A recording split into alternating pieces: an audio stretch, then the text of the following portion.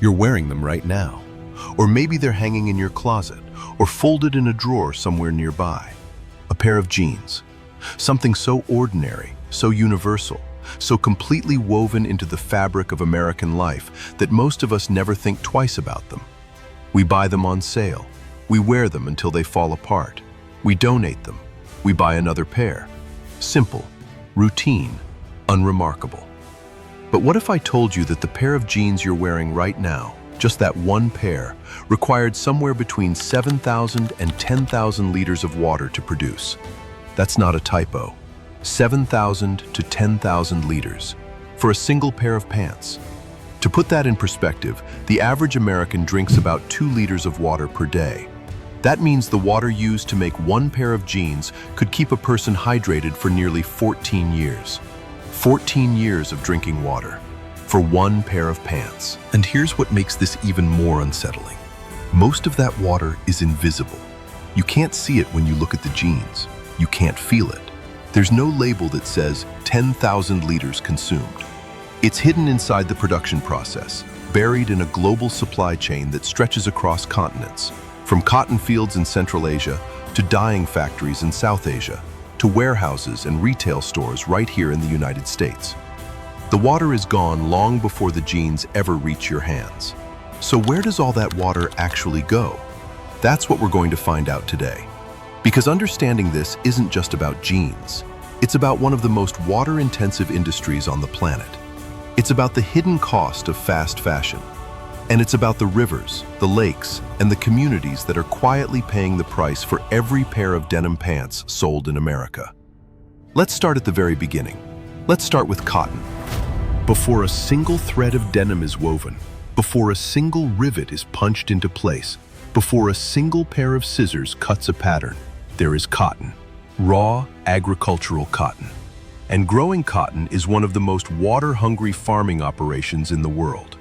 A single pound of raw cotton, just 1 pound, requires approximately 10,000 liters of water to grow. Cotton plants are notoriously thirsty. They need consistent irrigation, especially in the dry, sunny climates where they grow best. Countries like India, China, the United States, Pakistan, and Uzbekistan produce the majority of the world's cotton supply. And in many of these regions, water is not abundant.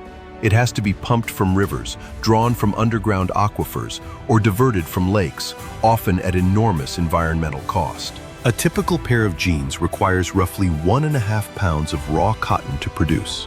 So before we've even started turning that cotton into fabric, a significant portion of our water budget is already spent, absorbed into the soil, evaporated into the atmosphere, or carried away in agricultural runoff. And that runoff is its own problem. Cotton farming is also one of the heaviest users of pesticides and synthetic fertilizers in the world. When water runs off cotton fields, it carries those chemicals with it, into groundwater, into rivers, into the ecosystems that communities depend on for drinking water and food.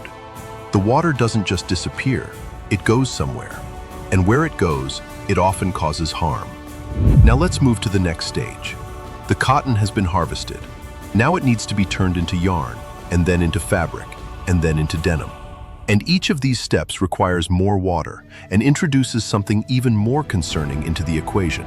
The process of spinning cotton into yarn and weaving it into denim fabric is relatively water efficient compared to what comes next. But once the raw fabric exists, it has to be treated. It has to be dyed. And this is where the water story gets significantly darker. Denim gets its iconic blue color from a dye called indigo. Traditionally, indigo was a natural plant-based dye. Today, the vast majority of indigo used in denim production is synthetic, manufactured through industrial chemical processes. And dyeing denim fabric with synthetic indigo requires enormous volumes of water. The fabric is repeatedly submerged in dye baths, rinsed, treated, rinsed again, a cycle that consumes thousands of liters of water per batch of fabric. But the volume of water used in dyeing is only part of the problem. The other part is what happens to that water afterward. Dyeing water is not clean water. It's saturated with synthetic chemicals, heavy metals, surfactants, and residual dye compounds.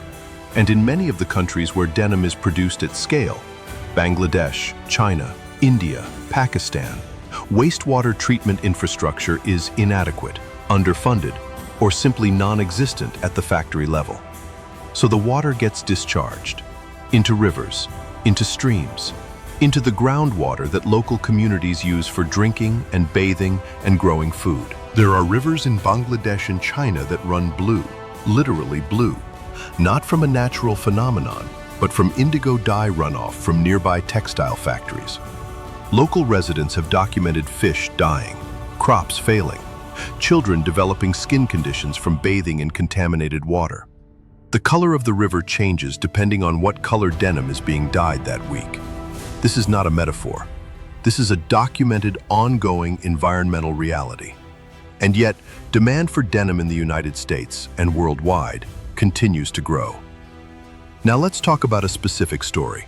A story that is, without question, one of the most dramatic environmental consequences of the global textile industry. And it involves a body of water that most Americans have never heard of, but that scientists and environmentalists consider one of the greatest ecological disasters in human history. The Aral Sea. Once the fourth largest lake in the world, the Aral Sea sat on the border between what is now Kazakhstan and Uzbekistan in Central Asia.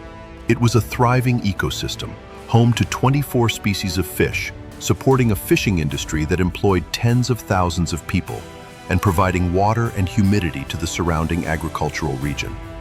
Then, beginning in the 1960s, Soviet-era irrigation projects began diverting the rivers that fed the Aral Sea, primarily to support massive cotton farming operations in the region. Cotton was a strategic crop. It needed water, and the rivers were redirected to provide it. Over the following decades, the Aral Sea began to shrink, then shrink more, then shrink dramatically. By the 1980s, it was clear something catastrophic was happening.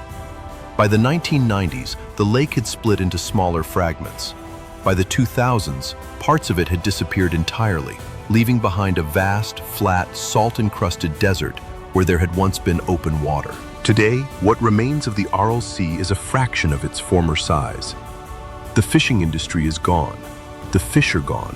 The communities that depended on the lake have been devastated, facing unemployment, contaminated water supplies, and some of the highest rates of certain cancers and respiratory diseases in the world, caused by toxic dust blowing off the exposed lakebed. And one of the primary drivers of this disaster, one of the key reasons those rivers were diverted, was cotton farming. Cotton for textiles, cotton for denim, cotton for the global fashion industry. This is not ancient history. The people living in those communities are alive today. They are dealing with the consequences today. And every time a pair of cotton jeans is manufactured and sold without acknowledging the true cost of its production, that story continues. Let's come back to the jeans themselves. The cotton has been grown. The fabric has been dyed. Now the denim needs to be cut, assembled, and finished. And finishing denim, achieving that worn, faded, distressed look that so many consumers prefer, requires yet another water-intensive process: stonewashing, sandblasting, acid washing. These are the techniques used to give jeans that soft, broken-in feel and that faded, vintage appearance. Traditional stonewashing involves literally tumbling denim garments with large pumice stones inside industrial washing machines that use enormous volumes of water. Acid washing introduces additional chemicals into the process. Each finishing technique adds to the water footprint of the final garment. We live in a world where the things we wear are manufactured at a distance so vast that the consequences of their production are effectively invisible to us. The water used to grow the cotton is in a field we will never visit. The river running blue from indigo dye is in a city we will never see. The people dealing with contaminated groundwater are living lives we will never directly intersect with. But the jeans are here, in our closets, on our bodies. A physical object connecting us to all of those places, all of those processes, all of that water, whether we know it or not. Now you know it. And that changes everything.